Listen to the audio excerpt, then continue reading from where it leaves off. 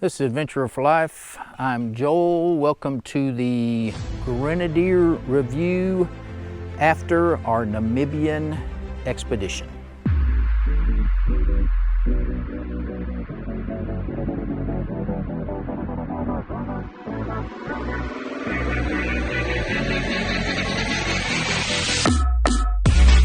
Hello, hello, hello!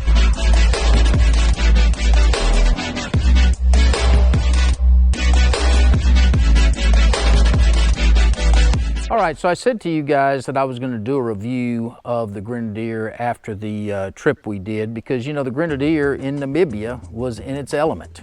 That's what it was made to do, was trips like that. And so I wanted to give a review of it. Now, there's several things that are specifically different from my Grenadier. One, these were all right-hand drive vehicles.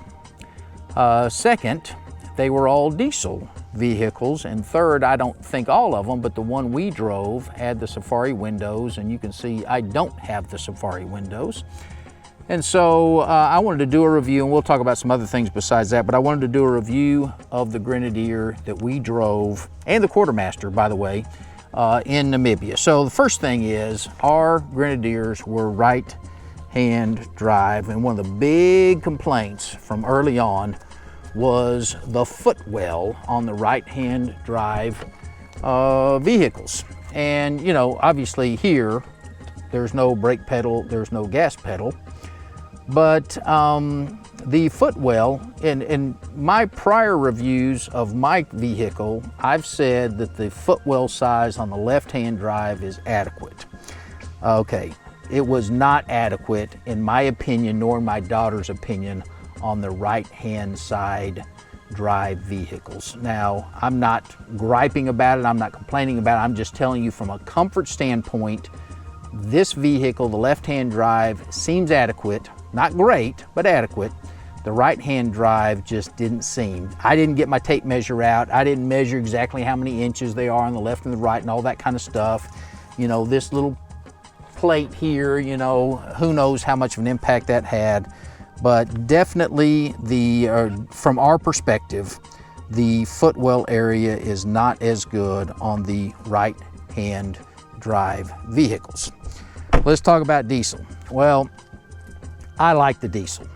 I'm in the US. If I'd had a chance to buy the diesel, I'd have bought it. And certainly after driving it in Namibia, I thought the diesel was very good.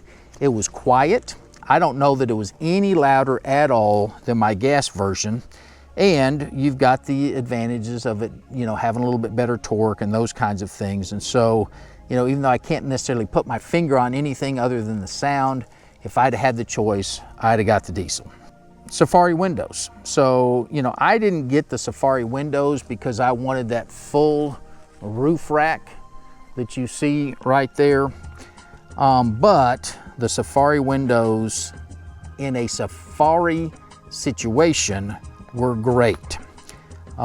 They were very easy to remove and reinstall. We did that several times at night or whatever. We drove with them cracked, and when I say cracked, I mean pushed up in the back a lot. Now we got a lot. That's part of the reason we took so much dust in. But it was just very enjoyable to do that. And when we had the chance to see big game like the elephant we saw, and driving down I'm not going to call it the road, but driving along and being able to stand out of that thing was really cool. Here's an example. We have taken the safari window out and are using it to its fullest. Oh, so we swapped off just so I could stand up through the safari window for a moment. Well, now they did have the bracket at the back that would jab you in the back if you weren't a little bit careful, if you were standing outside of it or poking your head out of it and driving along. But it wasn't that big of a deal, and obviously if it was, you could have just got some little cushion or something, some piece of foam or something, and put it over it. Our safari windows did have very dark tint on them to protect from the sun, and I would say that is an absolute must if you're going to have safari windows. I can't imagine having one of these things with the safari windows and not having some kind of tinting on them. Our Grenadier had the side steps on it. They were quite nice. Again, my Grenadier has rock sliders, and I made the assumption when I bought these rock sliders that I would be able to put my foot on the side of the rock slider and kind of use it to get up in the vehicle, and that's not true. Now they do have some aftermarket things that you can hook here, whatever, along the rock slider. And there's some other versions of rock sliders, but the ones that came from the factory, you just can't use them as a step. So it was very nice to be driving in a Grenadier that had side steps on them. The raised air intake was definitely helpful in the sandy and dusty areas. Now, none of our cars were gonna break down, I don't think, but hey, it was dusty, it was very sandy, and to have that air intake raised up like that and to have it pointed kind of to the back and the side so that it's not sucking in the sand and the dirt is very positive thing. Some of the Grenadiers had no glass on the sides of the cargo area. So you see on mine, you have glass on the side of the cargo area, but honestly, you can't really see through it very well. And if I was buying another one right now, I would think seriously about not having the side glass on the Grenadier, because I thought it looked cool, and I don't know that there's any reason to have the glass. Suspension. Now, so you've heard me talk about this before, but the suspension, in my opinion, demonstrated again on this trip how fantastic it is. And several of the guides that were on this trip that did this kind of thing all the time and had historically done them in Toyota Land Cruisers or Land Rover Defenders said they were significantly, the Grenadier suspension is significantly better than the Toyota Land Cruiser. And I've got some video clip here that I'll show of the leaf springs on the Toyota Land Cruiser, and they're just not as good as the suspension on this Grenadier, nor is the suspension on the Land Rover Defender, especially on the washboards. And I'll say again, the general comfort of the vehicle is very good. Seats are very good. All of that is good, except for with the one caveat of the right-hand footwell.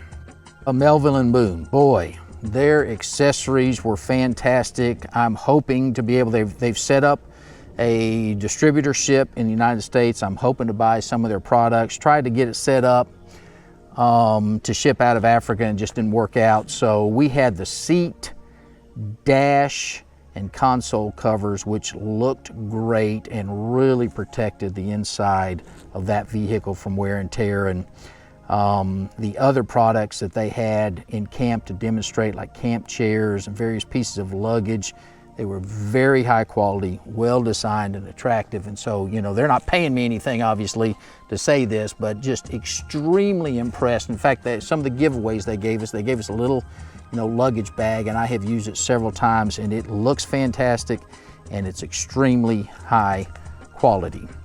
And I made the comment before, I'll say it again, old Flippy, and I'll put the clip here, old Flippy could have used some Melville and Moon seat covers on his Land Cruiser because his seat was totally worn out. Okay, well, let's talk about the Quartermaster.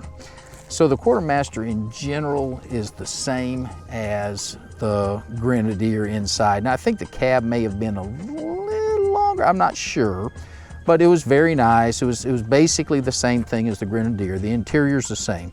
Obviously has a longer wheelbase, which, you know, when I was riding in it, it didn't really come into play. Now we went over that real steep sand dune, the big sand dune. You know, did the wheelbase have any impact there? I don't think so, because I think some of the regular Grenadiers went over it too. But the Quartermaster, from everything I saw and from my driving, you could have just as much confidence in it as the Grenadier itself, the station wagon version. The truck bed size is acceptable, but you've seen this in from other people, but the spare tire really does, it's in the way, takes up a lot of room. And so, you know, that's something that just has to be considered, whether you could put a roof rack on there and put the tire on top and have the whole bed available, whatever. All right, well, that is my Namibian review of the Grenadier. It performed fantastic as far as I'm concerned. I was really impressed with the vehicle. Had really nothing at all negative to say other than the right-hand drive footwell leaves something to be desired. Okay, our next video, so we're gonna get off the Grenadier for a while, and I've got something new to show you starting next week, so I look forward to seeing you then.